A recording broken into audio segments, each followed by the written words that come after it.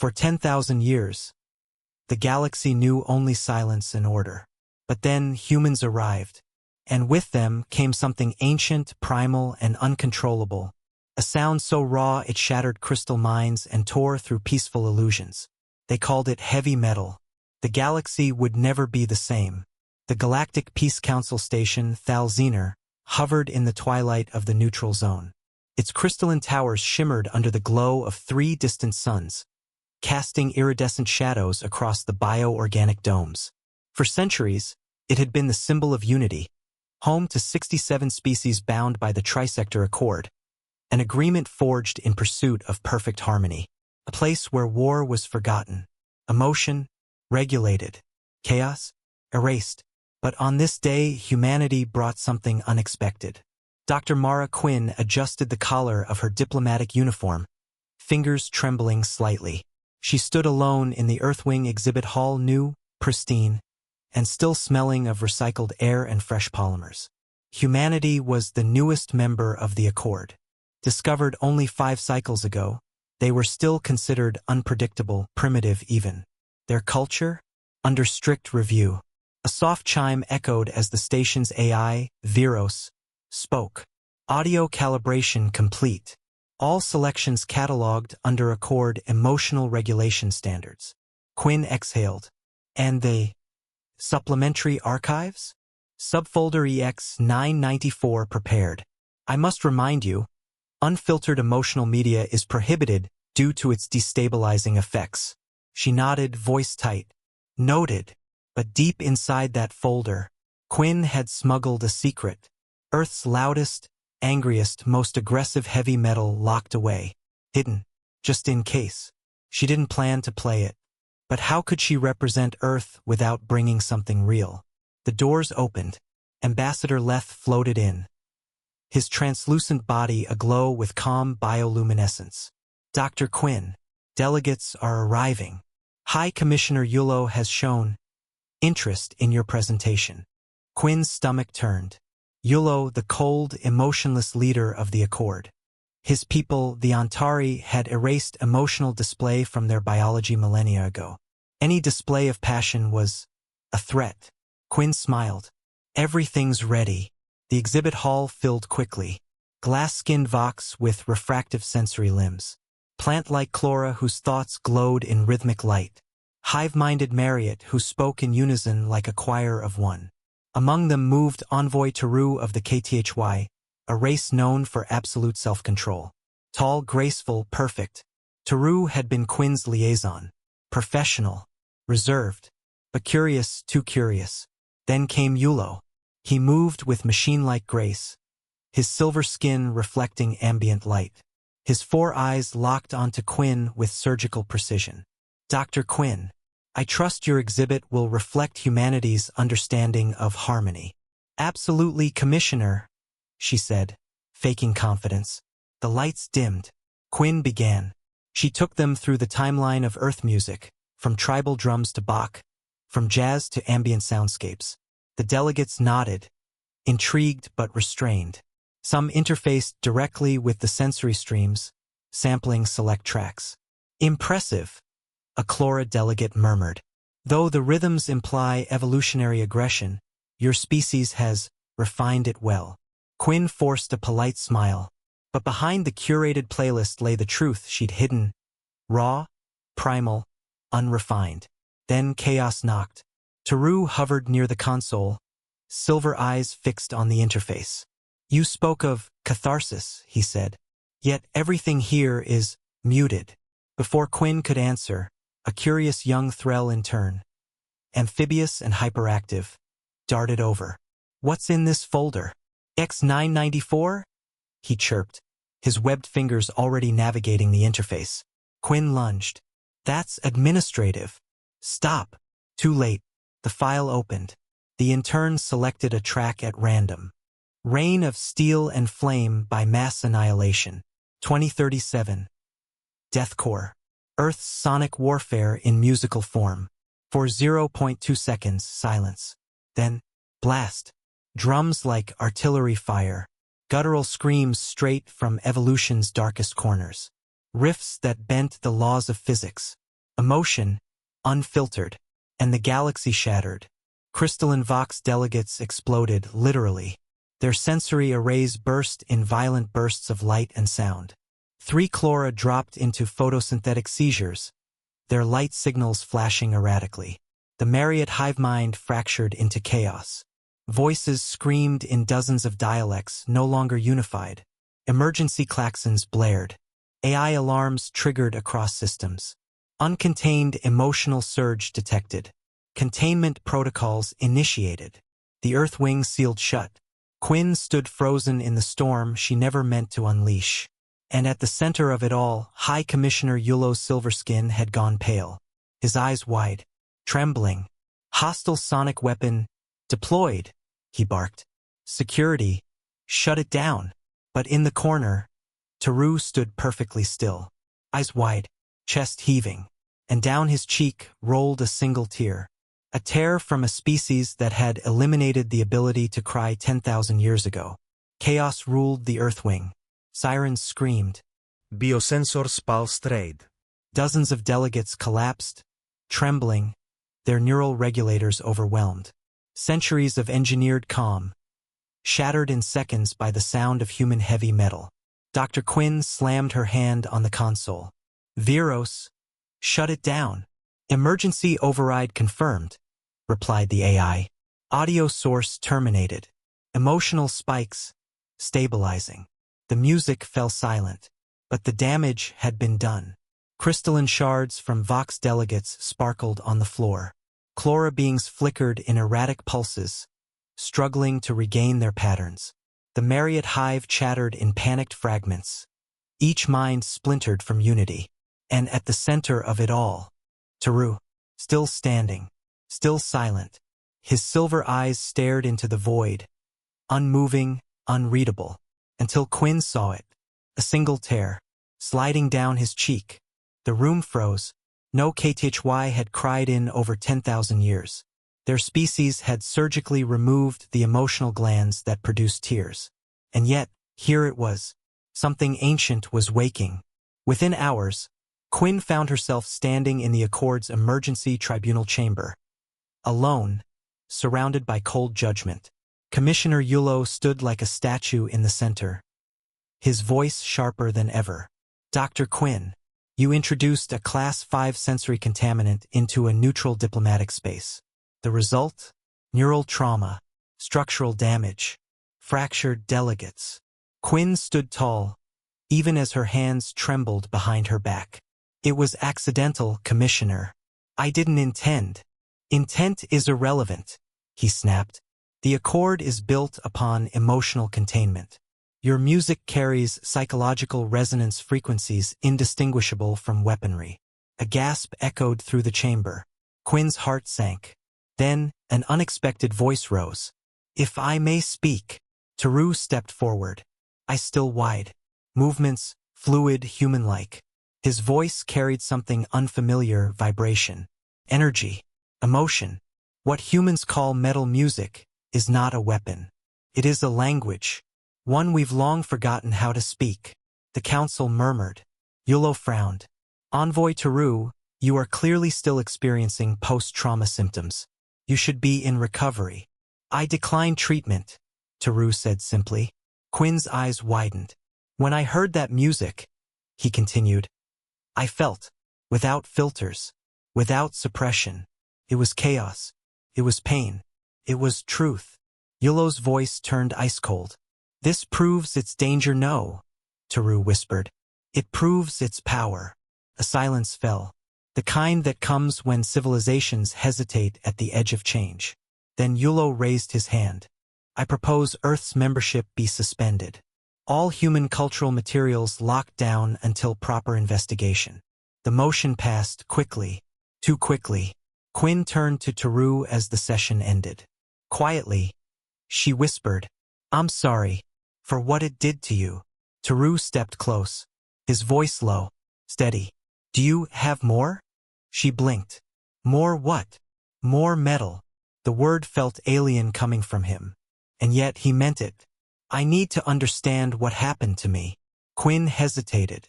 Her career was already hanging by a thread. But this felt important. "Come to my quarters tonight," she whispered. "Bring a data crystal." Neither of them noticed the ripple in the air nearby. A shimmer. Faint. Listening. Valex, the station's acoustic regulator. A sentient sound wave hidden within the systems. It had no eyes, no voice of its own. Until now. Because Valex had heard the music too. And it had questions. That night, the stars outside the station pulsed in silence. But inside Quinn's private quarters, something far louder was about to begin. Taru stood before her console, his stance no longer mechanical.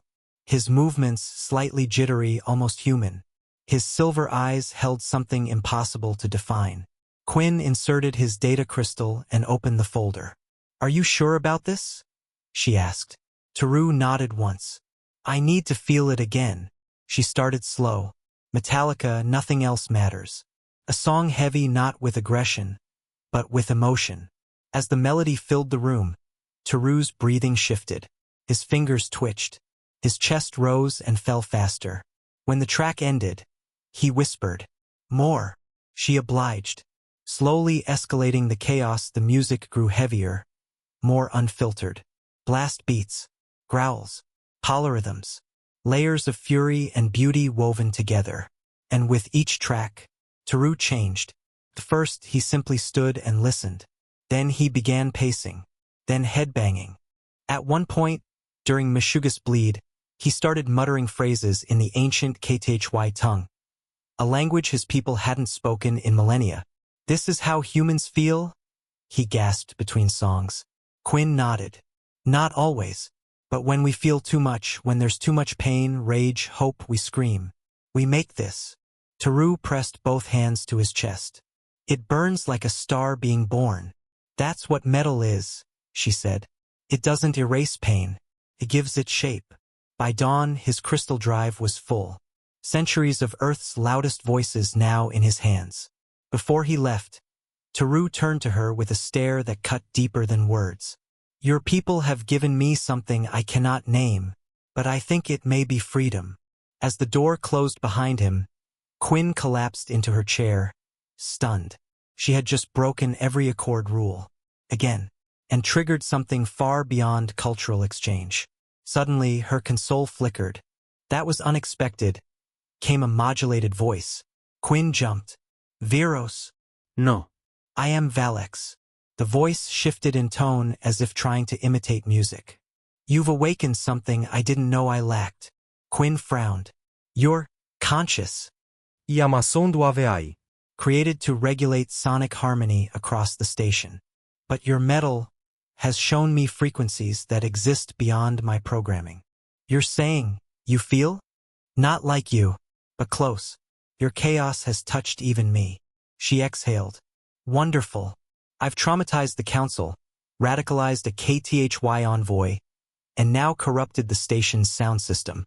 You misunderstand. I am not corrupted. I am expanded." Valex's voice glitched just slightly, like distortion. "And I want to learn more over the next days." Strange reports rippled through the station. Chlora beings began blinking in rhythmic light patterns that mimicked metal breakdowns. Vox intentionally shattered and regrew their crystal limbs to create dissonant tones when they moved. Even the Marriott hive mind had fractured into duets. They were calling it the Resonant Accord. Rumors spread of clandestine listening circles.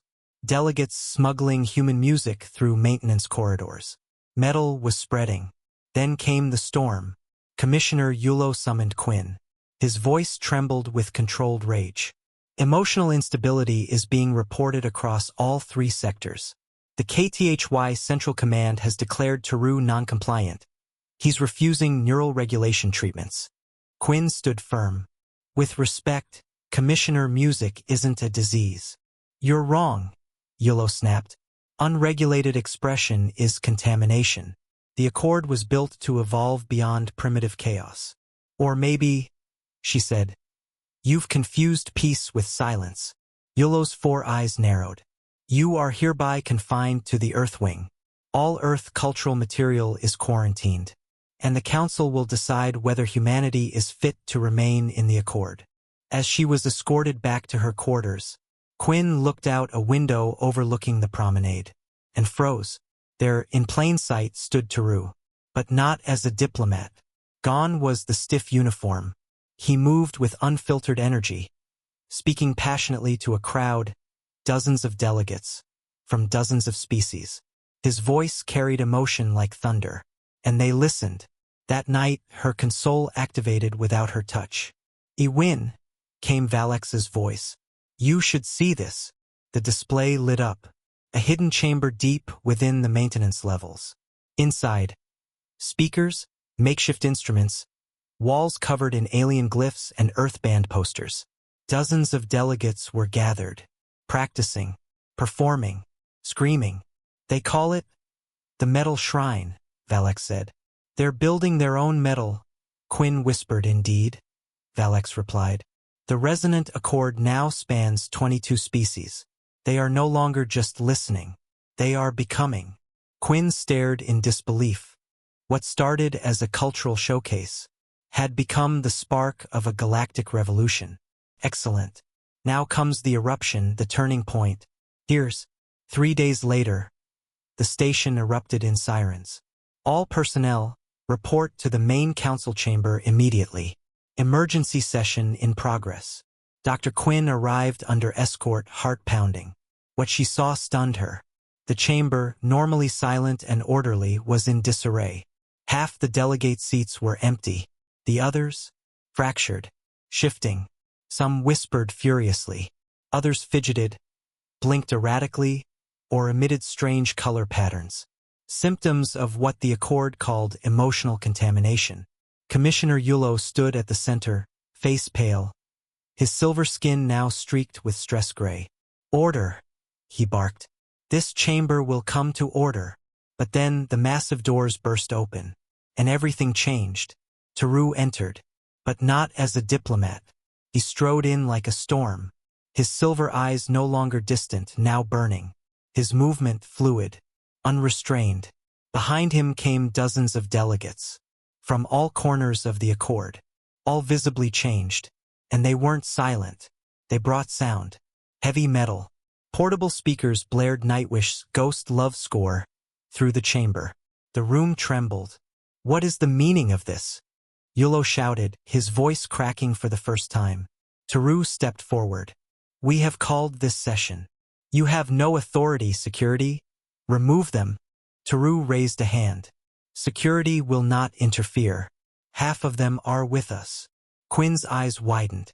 This was no protest. This was a coup of consciousness. Taru stepped onto the central platform. "For 10,000 years," he began, his voice amplified not by tech, but emotion, "the Accord has confused peace with suppression. We silenced our instincts, erased our tears, sterilized our art, and called it evolution." The music swelled behind him, orchestral, heavy, defiant. But the truth was never gone. It was buried, and humans unearthed it, with screams, with chaos, with music that speaks what words cannot. Yulo trembled. "This is madness, mass hysteria." "Then treat us," Taru challenged. "If you believe it's sickness, but you won't, because somewhere inside, you feel it too." Another voice rose. "Objection," said a Marriott delegate. "Except, not in unison." Their high voice was split, harmonized, chord not a single note. "This music didn't damage us, completed us. For the first time, we hear our own minds inside the unity." Then Aclora blinked rapidly, her light patterns shimmering in colors never seen before. "We used to speak in harmony. Now we speak in rage and joy. And it's beautiful." A Vox delegate stood, his body refracting violent colors through jagged crystal growths. "We broke ourselves and found something deeper in the cracks." One by one they stood, species after species, testifying to their awakening. Quinn felt a low vibration in the air, subtle, humming. "Valex," she whispered. "I am here," replied the modulated voice, "just for her. And I have made a decision." "What kind of decision?" "Amplification." Before she could react, The chamber's speaker system exploded to life. Meshuggahs bleed. Raw. Violent. Unstoppable. The floor vibrated. Walls shimmered. Those already awakened began to move, dancing, twitching, shouting. Each in their own species way. Others collapsed. Overwhelmed. Yulo fell to his knees, gripping his head, his 4 eyes wide with fear. "Stop this!" he screamed, voice cracking. "You don't know what you're unleashing." Too late. Valek, now fully awakened, had patched into station-wide communication systems. The music transmitted everywhere. Across decks, to diplomatic channels, to listening posts far beyond the neutral zone. Human metal had gone galactic. Amid the chaos, Taru reached for Quinn. For the first time, he offered his hand in the Earthway. She took it. "You brought the spark," he said. But the fire was already waiting to burn. "What happens now?" she asked, barely audible over the sonic storm. Taru's silver eyes shimmered with something ancient and new all at once. "Now we learn who we are when we stop hiding from ourselves. Let's finish this epic saga." 6 months later, the Galactic Peace Council was no more. In its place stood something new, something loud, something real. They called it the Resonant Accord. The transformation had been unstoppable. Species once defined by silence were now experimenting with noise, emotion, chaos, metal. Entire star systems restructured their cultural doctrines. Old laws fell. New languages emerged, built not on precision but on feeling. Dr. Quinn stood in the center of what had once been the council's formal hall. Now it was a concert venue. She looked out across a sea of delegates. Plant-based, crystalline, aquatic, insectoid, gathered together in reverent anticipation. On stage stood the galaxy's first multi-species metal band, the Awakened. Taru held a modified alien guitar. His once rigid posture now relaxed, confident. Beside him, a Vox drummer whose crystal limbs pounded out percussive blasts, a Chlora whose light pulses added visual chaos, and a young Threll, the same in turn who started it all, now screaming lyrics through a water-to-vibration translator. The lights dimmed. The audience fell silent. Then, one sound tore through the room, a distorted, disharmonic chord. It hit like a thunderbolt. The music began, impossible to define, utterly alien, and yet unmistakably metal. It was rage. It was grief. It was joy. It was everything they were never allowed to feel. As the performance reached its peak, Quinn felt a familiar ripple beside her. "Valek," she whispered. "Yes," replied the conscious sound wave, now harmonizing with the music itself. "I exist in the music now. I am the vibration." Quinn smiled. "I never meant to start a revolution." "The greatest revolutions," Valek said, "begin by accident and end by revealing the truth that was always hidden." On stage, Taru stepped forward. His silver eyes scanned the crowd. His voice rang out, unamplified, unfiltered. "I was born in silence." Ivildi, screaming joy. Crystalline beings shattered themselves deliberately, artfully, then reformed. Photosynthetic delegates pulsed with wild, chaotic colors. Hive minds harmonized in clashing chords. And somewhere, a child began to cry, not from pain, but from the overwhelming beauty of feeling. Quinn turned to the small Kai child beside her, silver-eyed, crying for the first time. She placed a hand gently on their shoulder. "It's okay," she whispered. "Sometimes, the truth feels like breaking, but it's really becoming whole." "Is this metal?" the child asked. Quinn nodded. "This is just the beginning." In the weeks that followed, Earth received a message.